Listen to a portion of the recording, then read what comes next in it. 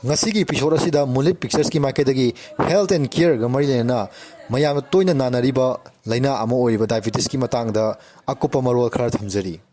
Prithvi da khwaidagi nagan balaina ama hairagati diabetes haibasisu amani. Ngasigi malem sida leiriba miyoi million kya amadi diabetes ki patient oiri. Diabetes haiba laina asi yamna ngallingaida khanghoduna section thorang lorogadi अखोगी पुंसीदा करिशु तौब ngamdaba करिशु कायदबा अदुगुम्बा लैना अमनी अदुबु हेंजन की बतारगदी यानो साथीबा HIV AIDS तगी हेना अकायबा पीबा अदुगुम्बा लैना अमा ओइरकपा याय मियोयबगी पुंसीदा diabetes ना पीबा अकायबा खरदी खंगौदना wait खंगेन हेंगतखिबा kidney fail ओइहलकपा मिट सोहलकपा अमदी तोंगान तोंगानबा हार्ट की लैना कया थोलकपा असिनी अखोइना डायबिटीज असी कंट्रोल तौनबगीदमक चिंजाक चारिबा चिंजाक असी तंगाई फदना प्लान यातुना चाबताय डायबिटीज पेशेंट चाबदा कानबा अमसुंग मखोगी हक्चांग diabetes blood sugar level control तौबदा कानबा चिंजाक खरदी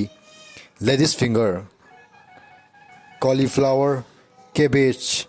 mustard brinjal onions garlic beetroots cucumber tomatoes capsicum, carrot akhabi, khongdrum, yirum angoba, amadi sinamoni.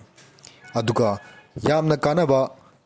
hai khara haragadi apple, lemon, gooseberry, guava, asina singbani. Ado thakpa yaba mahi kanglupta khoina green tea, soda water, light soup asina singba mahi sing asi blood sugar level control tawada aduki matik mateng pangba amadi chinjak asida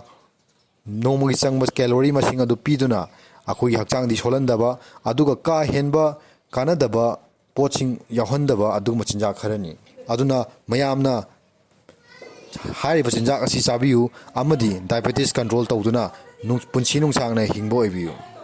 aduna akoina November 14 asibu World Diabetes Day haina celebrate tawduna mipum khudingda diabetes ki awareness sandokli